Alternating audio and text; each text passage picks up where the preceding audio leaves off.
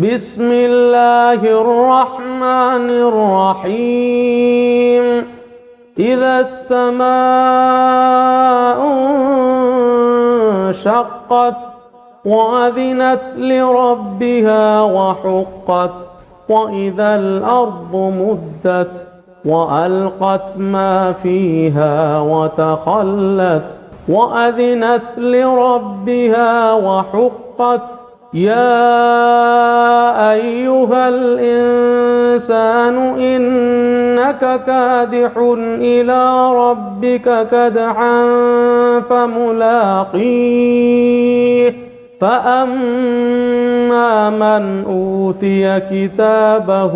بيمينه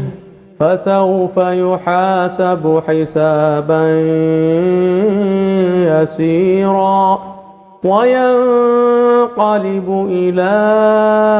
أهله مسرورا وأما من أوتي كتابه وراء ظهره فسوف يدعو ثبورا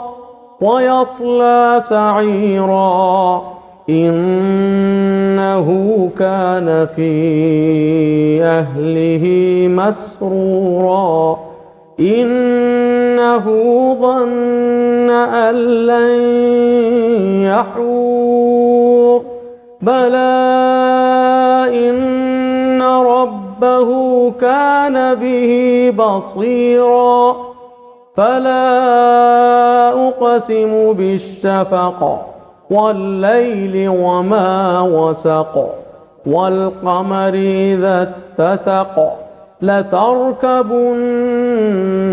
طبقا عن طبق